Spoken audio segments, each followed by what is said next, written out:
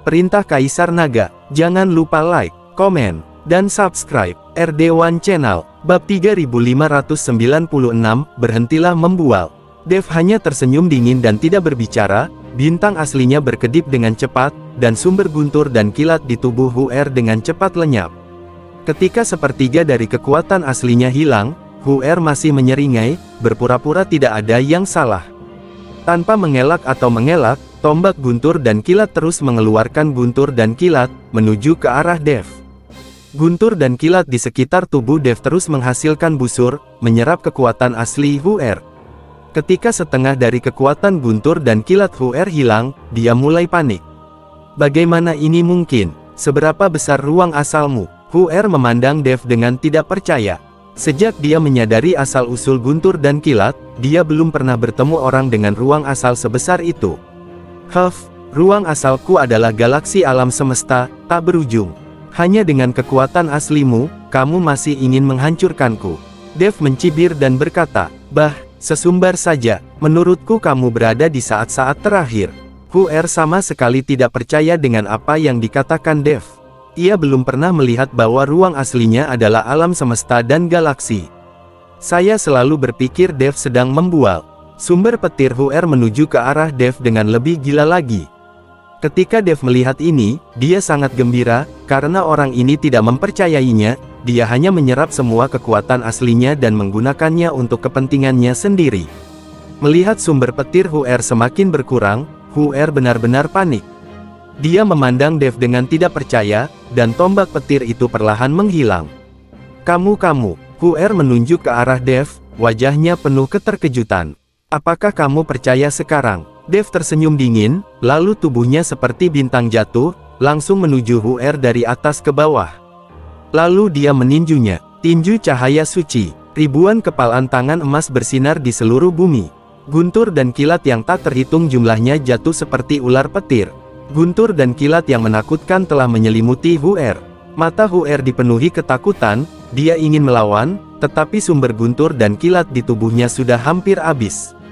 Adik laki-laki, Huda bereaksi, melambaikan telapak tangannya, dan seekor ular piton hitam tebal langsung menuju ke arah Dev. Dia ingin menyelamatkan saudaranya. Dev mengabaikan ular piton raksasa hitam itu, lalu meninju Huer. Pukulan ini menghantam Huer seperti meteor. Ledakan. Setelah suara keras, bumi bergetar, pasir dan batu beterbangan yang tak terhitung jumlahnya beterbangan kemana-mana, dan lubang tanpa dasar muncul di tanah. Adik laki-laki, ketika Huda melihat ini, dia langsung meraung, lalu kabut hitam memenuhi udara di sekitar tubuhnya, dan bahkan awan hitam di udara mulai melonjak, seolah-olah ini adalah akhir dunia. Energi hitam di sekitar tubuh Huda terkondensasi langsung menjadi binatang raksasa setinggi 100 meter di udara. Binatang raksasa setinggi 100 meter ini sangat ganas, saat dia menginjak kakinya, seluruh bumi bergetar. Aura menakutkan pada binatang raksasa sepanjang 100 meter itu membuat binatang Lingki gemetar ketakutan. Melihat ini, Huo Feng segera memeluk binatang badak itu erat-erat dan menghiburnya, jangan takut, jangan takut. Huda mengendalikan binatang raksasa setinggi 100 meter itu dan menginjak Dev. Mata Dev bersinar karena kedinginan, dan kemudian langit dipenuhi awan petir. Kemudian Dev melompat, mengulurkan tangan dan menamparnya dengan telapak tangannya. Kilatan guntur dan kilat menyambar di telapak tangan Dev. Telapak tangan guntur. Dev berteriak keras, dan cetakan telapak tangan yang menutupi langit dan matahari muncul, dan di cetakan telapak tangan itu, guntur dan kilat yang tak terhitung jumlahnya jatuh. Jejak telapak tangan besar itu langsung mengenai raksasa setinggi 100 meter itu, guntur dan kilat yang tak terhitung jumlahnya menyebabkan raksasa setinggi 100 meter itu bubar dan berubah menjadi bola kabut hitam lagi. Namun kekuatan telapak guntur tetap tidak berkurang dan masih mengarah ke Huda. Mata Huda melebar, dengan ekspresi terkejut di wajahnya, dia secara naluriah ingin menghindar, tetapi dia menemukan bahwa telapak guntur tidak terbatas dan tidak mungkin dia bisa menghindarinya. Bab 3597 masih hidup. Di bawah telapak guntur, Huda mengertakkan giginya, dan kabut hitam di sekitar tubuhnya terus mengeras, membentuk perisai yang kokoh. Ledakan. Telapak tangan ini menghantam tubuh Huda dengan keras, dalam sekejap, tubuh Huda jatuh jauh ke dalam tanah, dan seluruh tubuhnya tenggelam ke dalam lubang. Melihat Dev langsung mengalahkan Huda dan Hu'er, Luo Shouhai dan yang lainnya juga sangat terkejut. Anda harus tahu bahwa pihak lain adalah biksu tingkat 6 di alam kesengsaraan, dan Hu'er juga telah memahami asal mula guntur dan kilat. Dev hanya berada di alam kesengsaraan tingkat kedua. Orang-orang yang dibawa oleh Huda dan yang lainnya melihat segala sesuatu di depan mereka dengan tidak percaya. Semua orang membuka mulut dan menonton dengan tenang, lupa melarikan diri. Dua biksu dari alam kesengsaraan tingkat 6 secara langsung dikalahkan oleh alam kesengsaraan tingkat kedua. Dan masih mudah untuk dikalahkan. Ini sungguh keterlaluan. Tidak ada yang mempercayai mata mereka, lagi pula, para penggarap iblis ini belum pernah melihat yang seperti ini sebelumnya. Huda dan Hu'er bersama-sama, bahkan jika mereka bertarung dengan biksu tingkat 7 di alam kesengsaraan, mereka mungkin bisa bertarung satu sama lain. Tapi bertarung dengan Dev, Master Realem kesengsaraan tingkat kedua, dia kalah begitu cepat. Tuan Dev, Anda luar biasa, Anda luar biasa. Ji Yun berteriak penuh semangat. Mereka juga tidak menyangka bahwa Dev bisa mengalahkan dua kultivator tingkat 6 di alam kesengsaraan dengan begitu mudah. Awalnya saya mengira akan ada pertarungan sengit. Betapa hebatnya dirimu. Apa menurutmu saudara-saudara kita bisa dikalahkan dengan mudah? Suara Huda keluar dari lubang, dan kemudian seluruh orang terbang keluar dari lubang. Meskipun dia terlihat sedikit malu, sepertinya dia tidak terluka terlalu serius. Melihat Huda seperti itu, Dev sedikit mengernyit. Dia tidak menyangka bahwa telapak tangan petirnya tidak akan membunuh orang ini dalam satu gerakan. Tampaknya seseorang yang berada di alam kesengsaraan tingkat 6 tidak begitu mudah untuk dibunuh. Seorang master alam kesengsaraan tingkat kedua, yang bisa mengalahkan kedua saudara kita hingga merasa malu, pasti cukup mampu. Pada saat ini, di lubang dalam lainnya, Hu'er juga melompat. Tubuh Hu'er berlumuran darah, dan dia jelas lebih terluka darimu, Huda. Di dalam tubuh Hu'er, tidak banyak kekuatan guntur dan kilat yang tersisa. Namun saat ini, tubuh Hu'er terbungkus kabut hitam dan sepertinya pulih dengan cepat. Melihat Hu'er belum mati, Dev menjadi lebih serius. Di markas 5 sekte besar, perasaan tidak berdaya karena kurangnya kekuatan muncul kembali. Jika wilayahnya sedikit membaik sekarang, saya khawatir kedua bersaudara ini sudah lama meninggal dan tidak akan hidup lagi. Saat ini, Dev merasa sangat mendesak, dia ingin meningkatkan kekuatannya secepat mungkin. Para pembudidaya iblis yang dibawa oleh Huda dan Hu'er menghela nafas lega setelah melihat kedua bersaudara itu tidak mati dan tidak terluka parah. Akan sangat memalukan jika mereka berdua dipukuli sampai mati oleh Dev, biksu tingkat 2 di alam kesengsaraan, hanya dengan satu telapak tangan dan satu pukulan. Hu'er, kita berdua sedang berjuang melawannya. Dia tidak mampu menyia-nyiakan kita, jadi jangan bertarung dengan paksa. Huda tahu bahwa Dev ingin menang cepat dan pergi. Lagi pula, jika pertarungan terus berlanjut seperti ini, jika seseorang datang, Dev tidak akan punya harapan sama sekali. Saya tidak tahu berapa banyak orang yang mencari jejak Dev sekarang. Perpustakaan sumber daya berjalan yang ingin dimiliki semua orang. Bagus. Hu'er mengangguk, lalu mereka berdua melompat. Kali ini, keduanya menyerang Dev langsung dari kejauhan, dan kabut hitam keluar dari tubuh mereka. Ketika Dev melihat ini, alisnya sedikit berkerut, dia juga tahu bahwa kedua orang ini benar-benar menghabiskan waktu bersamanya. Jadi dia mengambil cambuk ajaib itu, dan cambuk ajaib itu terbakar dengan api. Dengan pukulan cambuk, semua kabut hitam menghilang, dan kemudian Dev menggunakan langkah pengendalian api untuk terus mendekati mereka berdua. Bab 3598, Arai Pengorbanan Darah. Ketika Huda dan Hu'er melihat ini, mereka secara naluriah mundur, mencoba menjauhkan diri dari Dev. Cambuk ajaib di tangan Dev langsung ditarik keluar dengan suara keras. Suara keras ini langsung membuat mental mereka berdua terpana dan gerakan mereka sedikit melambat. Dev melihat peluang itu dan mencambuk mereka berdua dengan cambuk ajaib. Kedua orang itu terjatuh ke tanah, wajah mereka dipenuhi rasa sakit yang luar biasa.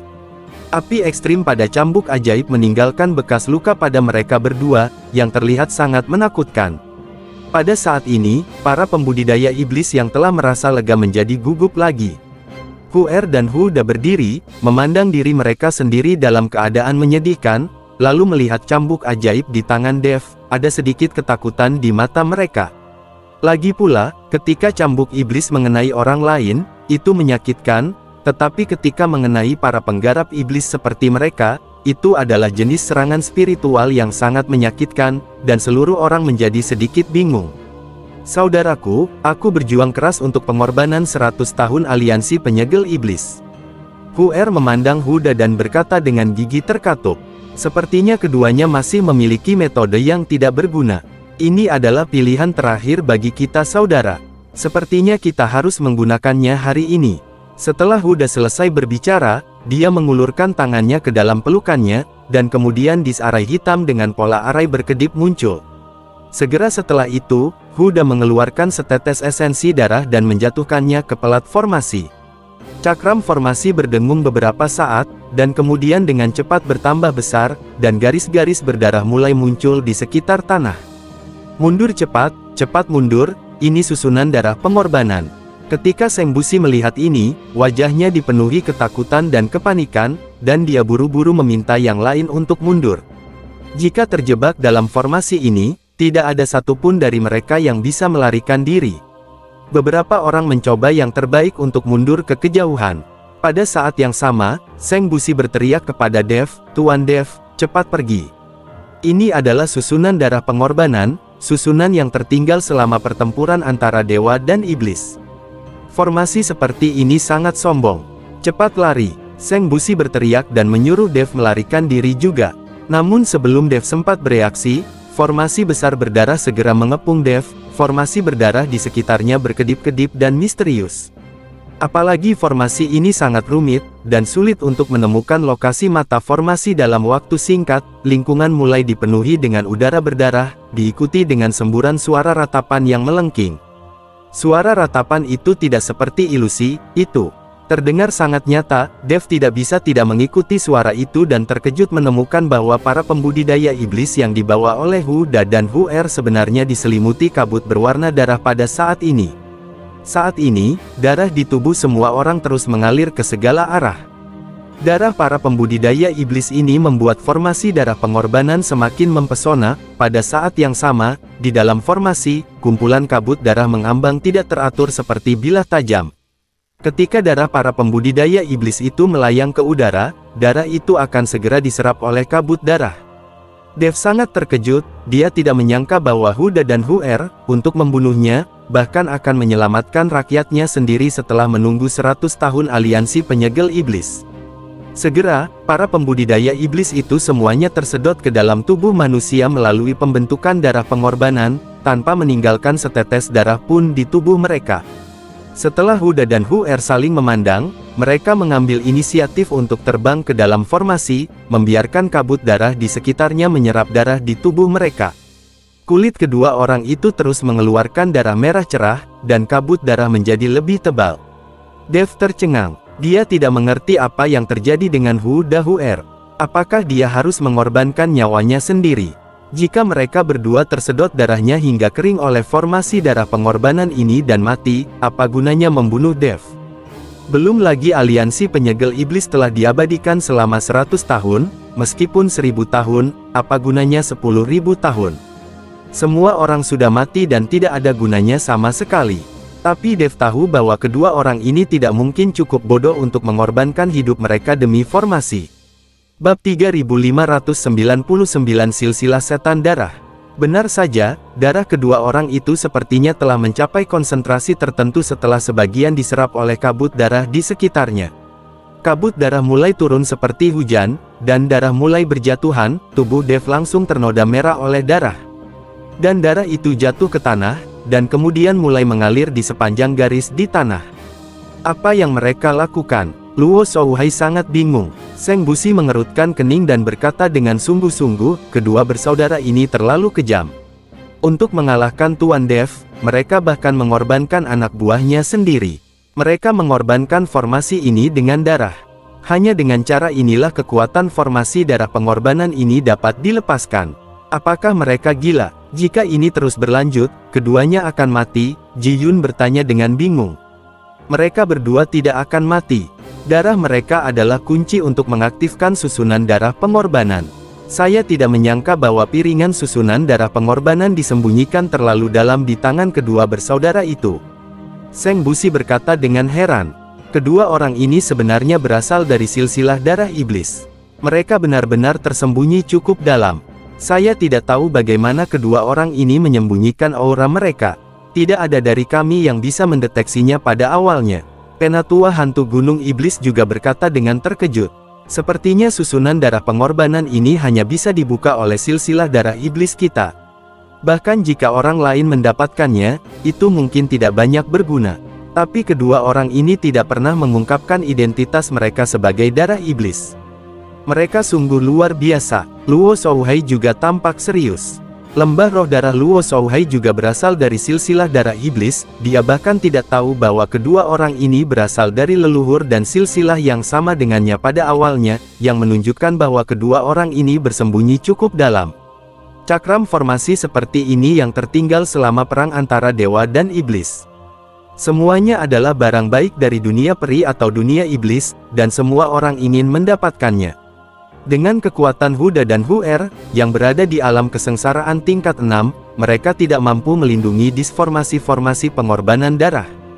Namun, kedua orang ini tetap tenang dan menyembunyikan disformasi, tidak pernah menunjukkannya kepada siapapun, dan tidak ada yang tahu bahwa mereka telah memperoleh disformasi. Apalagi identitas kedua orang yang memiliki darah yang sama ini juga tersembunyi dengan baik. Jika mereka tidak dipaksa melakukan apapun oleh Dev hari ini, dan percandian aliansi penyegel iblis selama 100 tahun terlalu menggoda, mereka tidak akan mengeluarkan disformasi. Pada saat ini, susunan darah pengorbanan memancarkan cahaya merah, kecemerlangannya semakin kaya, dan bau darah menyebar, menutupi puluhan mil di sekitarnya dengan bau darah ini. Tubuh Dev tergantung di udara, melihat darah yang membasahi tubuhnya, dan kemudian pada formasi aneh di kakinya, dia juga mengerutkan kening. Ketika mereka berdua bertarung, dia tahu bahwa keduanya berbeda dari pembudidaya iblis lainnya. Tuan Dev, kedua orang ini berasal dari garis keturunan iblis darah. Tampaknya mereka menyembunyikan identitas mereka dan terpaksa mengungkapkannya hari ini. Karena mereka berani diungkap, mereka harus membunuh semua orang, agar identitas mereka tidak bocor. Zeyan mengikuti Dev dan berkata, pantas saja saya selalu merasa aura kedua orang ini berbeda dengan pembudidaya iblis lainnya. Ternyata mereka sengaja menyembunyikan identitasnya. Tapi kenapa mereka menyembunyikan identitas mereka sebagai Blood Demon? Dev tidak mengerti bahwa orang lain hanya akan menyembunyikan identitas mereka sebagai pembudidaya iblis, tetapi tidak ada yang akan menyembunyikan silsilah mereka. Tetapi Huda dan Huer tidak takut orang akan mengetahui identitas mereka sebagai pembudidaya iblis, tetapi mereka menyembunyikan bahwa mereka adalah keturunan iblis darah, yang sangat aneh. Aku tidak tahu tentang ini. Mungkin ini ada hubungannya dengan susunan darah pengorbanan. Jelas, susunan ini hanya bisa diaktifkan oleh darah dari garis keturunan Blood Demon.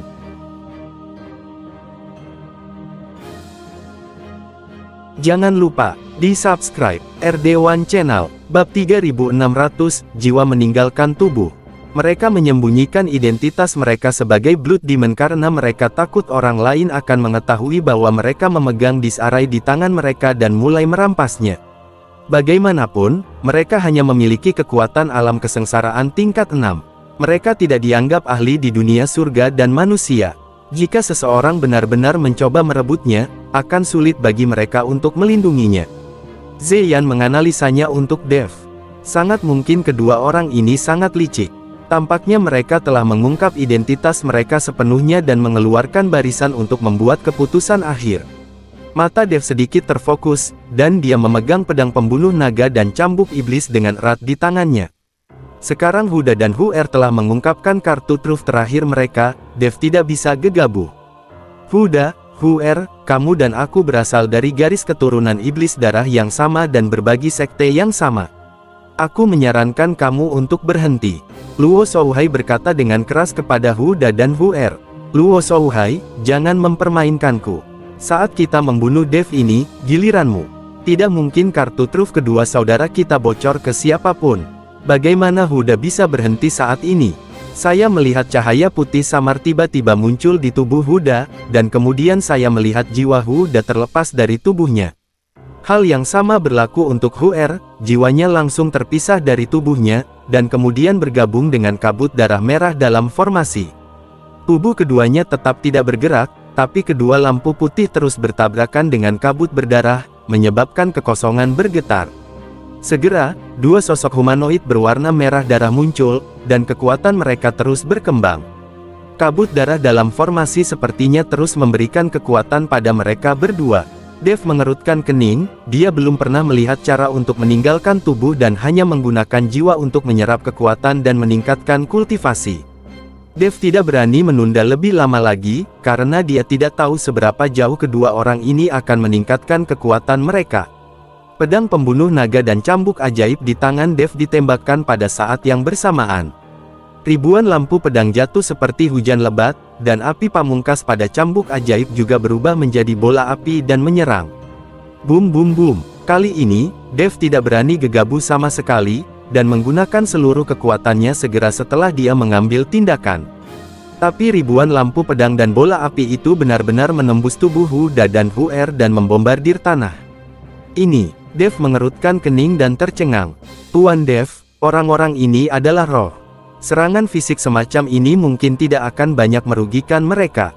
Zeyan buru-buru mencium aromanya dan berkata. Dev mengangguk dan mengerti, dan kemudian di lautan kesadaran Dev, cahaya berkedip-kedip, dan serangkaian serangan spiritual menyebar dari seluruh Dev. Menghadapi serangan spiritual Dev, tubuh roh berwarna merah darah Huda dan Huer benar-benar bergabung langsung ke satu tempat. Kabut darah yang tak terhitung jumlahnya berputar di sekitar kedua tubuh roh itu seperti angin puyuh. Serangan apapun diblokir oleh kabut darah ini. Saat kabut darah tumbuh semakin cepat, angin puyuh terbentuk di seluruh formasi, menyebabkan seluruh formasi diselimuti kabut darah. Tubuh Dev tergantung di udara, juga diselimuti kabut berdarah. Orang-orang di luar sama sekali tidak dapat melihat Dev dengan jelas. Saat ini, Huo Feng dan yang lainnya mulai mengkhawatirkan Dev. Bagaimanapun, formasi darah pengorbanan ini terlalu kuat, dan Huda dan Huer juga merupakan biksu tingkat 6 di alam kesengsaraan, jadi mereka tidak mudah untuk dihadapi. Sekarang mereka memiliki formasi besar untuk diandalkan, mereka adalah takut Dev tidak akan mampu melawan mereka berdua. Namun segera, kabut berdarah perlahan menghilang, dan kemudian sosok Dev perlahan muncul. Dev tampaknya tidak banyak berubah saat ini kecuali wajahnya terlihat sedikit jelek. Tetapi ketika semua kabut darah menghilang, semua orang terkejut saat mengetahui bahwa tubuh roh Huda dan Huer telah hilang. Di tanah, sosok humanoid setinggi lebih dari 2 meter, dengan tubuh merah darah dan mata galak muncul. Bab 3601 tidak ada kesadaran ilahi sama sekali. Aura menakutkan terpancar dari wujud manusia berwarna merah ini. Wajah Dev penuh dengan keterkejutan, dia tidak pernah memikirkan bagaimana jiwa dua orang bisa menyatu, dan bagaimana mereka bisa berubah menjadi pria jelek seperti itu. Jelas sekali, bentuk manusia merah setelah perpaduan jiwa Huda dan Huer jelas telah meningkat pesat dalam kekuatan dan alam. Mengikuti raungan sosok merah, angin kencang energi spiritual bertiup ke sekeliling, dan kekuatan tekanan menyebabkan tubuh Dev langsung jatuh dari udara. Ini, apa yang terjadi? Orang ini sebenarnya memiliki kekuatan puncak alam kesengsaraan tingkat 8. Aku bahkan tidak bisa bersaing dengannya. Demon Mountain Ghost melihat ke arah bentuk manusia merah dengan ekspresi terkejut di wajahnya. Dengan bantuan formasi darah pengorbanan ini, jiwa dua biksu dari alam kesengsaraan tingkat 6 digabungkan menjadi tubuh dengan puncak alam kesengsaraan tingkat 8. Ini sungguh keterlaluan. Anda tahu kekuatan alam kesengsaraan tingkat 8? Bahkan jika Anda mengalahkan 10 atau 8 alam kesengsaraan tingkat 6, itu tidak masalah. Seperti yang diharapkan dari formasi dari surga, itu sangat kuat. Seng Busi menghela nafas. Sebagai keluarga jimat formasi, Seng Busi tahu bahwa meskipun keluarga Seng mereka telah berlatih selama beberapa kehidupan, mereka tidak akan pernah mampu menciptakan formasi sekuat itu. Humanoid berdarah itu menatap Dev dan tiba-tiba menyerang Dev. Tubuhnya seperti kilat, dan kecepatannya sangat cepat. Hati Dev menegang, meskipun dia telah dipromosikan ke alam kesengsaraan tingkat kedua, masih mustahil untuk menghadapi alam kesengsaraan tingkat 8. Terlebih lagi, ada formasi di belakang orang ini yang terus-menerus memberikan kekuatan. Tubuh humanoid berdarah ini terus-menerus memancarkan pola formasi, yang terhubung dengan formasi darah pengorbanan di sekitarnya. Arai darah pendeta menggunakan darah di dalam arai untuk terus memberikan kekuatan pada humanoid berdarah. Saat ini, Dev sepertinya menemui jalan buntu. Pihak lain berada pada level yang lebih tinggi dari Anda, lebih kuat, dan memiliki aliran sumber daya yang stabil. Bagaimana cara melawannya? Pada saat ini, monster berdarah yang telah berubah itu mendatangi Dev dalam sekejap. Suara rintihan yang tak terdengar keluar dari mulutnya, dan cahaya berdarah keluar. Kecemerlangan ini terus meluas di mata Dev, tubuh Dev tiba-tiba mundur, namun kecemerlangan itu mengikutinya seperti bayangan, selalu mengikutinya. Dev mengerutkan kening, dan api berkumpul di telapak tangannya, lalu berubah menjadi perisai besar yang menyala di depannya, menutupi seluruh tubuhnya. Namun ketika cahaya itu terbang, ia tidak mengenai perisainya, melainkan melewatinya seperti benda yang tidak terlihat. Bagaimana kabarnya? Murid Dev menyempit. Ledakan. Kecemerlangan ini mengenai dada Dev, menyebabkan dia terbang mundur. Dev tiba-tiba mengeluarkan seteguk darah, wajahnya sangat pucat. Huan, Huo Feng melihat ini dan berteriak. Dev. Bai Qian juga sangat tertekan. Tuan Dev. Luo Shouhai dan yang lainnya semua mengkhawatirkan Dev, tetapi mereka gugup saat ini dan tidak dapat membantu sama sekali. Jangan gugup, kamu tidak akan mati. Dev memaksakan senyum pada semua orang, lalu menyeka darah dari sudut mulutnya, dengan ekspresi tenang, memegang cambuk ajaib dan membuat bayangan cambuk. Meskipun orang aneh berdarah ini adalah perpaduan jiwa Huda dan Huer, meskipun dia menyatu, dia tetaplah seorang pembudidaya iblis, dan dia pasti akan takut pada cambuk iblis. Tapi kali ini, orang aneh berdarah itu menolak untuk menghindar, dan bayangan cambuk melewati tubuh orang aneh itu tanpa meninggalkan jejak apapun. Cambuk ajaib sepertinya tidak berpengaruh sama sekali. Tuan Dev, orang aneh ini menggunakan formasi ini untuk memadukan jiwa Huda dan Huer. Namun, orang aneh ini tidak memiliki kesadaran spiritual sama sekali, apalagi lautan kesadaran. Saya khawatir cambuk ajaib ini tidak akan ada gunanya. Zeyan mengingatkan Dev. Dev akhirnya menyadari bahwa alasan mengapa cambuk ajaib begitu kuat melawan pembudidaya iblis adalah karena dapat menyerang lautan kesadaran pembudidaya iblis. Bab 3602, Tubuh Tak Terkalahkan. Tapi orang aneh di depannya sekarang tidak memiliki kesadaran sama sekali, jadi mencambuk-cambuk ajaib tidak ada gunanya. Dev menyingkirkan cambuk ajaibnya, dan pedang pembunuh naga di tangannya tiba-tiba jatuh. Ribuan lampu pedang mengelilingi orang aneh itu. Tapi 10.000 cahaya pedang itu juga melewatinya dan tidak membahayakan orang aneh itu. Pada saat ini, Dev panik. Biasanya, orang aneh di depannya sepertinya memiliki tubuh asli.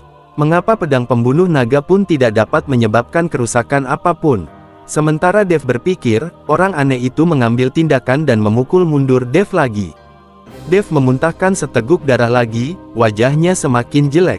Untuk sementara, tidak peduli metode apa yang digunakan Dev, dia tidak dapat melukai orang aneh itu sama sekali, tetapi hanya dipukuli.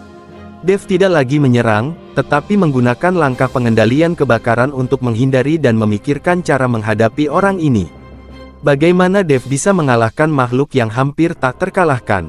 Bahkan dengan konsumsi seperti itu, Dev tidak dapat mengkonsumsi lawan, tetapi dia memiliki formasi besar untuk terus memberikan kekuatan. Dalam formasi besar ini, monster berwarna merah darah ini hampir tak terkalahkan. Apakah mungkin untuk menghancurkan formasi terlebih dahulu? Dev mengerutkan kening, tidak tahu harus berbuat apa. Dev menjadi semakin cemas, membuat gerakannya lambat dan terus-menerus menghindari pukulan oleh orang aneh berdarah itu. Untungnya, Dev memiliki tubuh emas yang tidak bisa dihancurkan dan kuat secara fisik, jadi dia tidak terkalahkan. Jika itu orang lain, dia pasti sudah dipukuli sampai menjadi abu sekarang. Bahkan jika Anda seorang jenius, tidak mungkin bagi Anda untuk bertarung melawan seorang biksu di alam kesengsaraan tingkat kedua dan di puncak alam kesengsaraan tingkat 8. Kesenjangan besar dalam dunia nyata tidak dapat diatasi dengan mengandalkan bakat. Tuan Dev, jangan khawatir, coba jebak orang ini dulu, lalu hancurkan formasinya. Selama Anda bisa mematahkan formasi, orang ini tidak lagi menjadi ancaman. Zeyan menghibur Dev, yang sudah sedikit cemas. Jika Dev terus seperti ini, bahkan dengan tubuhnya yang kuat, dia mungkin tidak akan mampu menanggungnya. Biarkan aku mencoba. Setelah mendengarkan kata-kata Zeyan, Dev mulai menstabilkan diri, menggunakan keterampilan tubuhnya untuk menghindar, dan kemudian menggunakan keterampilan sihirnya. Dev akan membentuk formasi kecil dalam formasi besar ini untuk menjebak orang aneh berdarah itu. Saat Dev menggunakan formula ajaib, rantai emas langsung muncul di tanah.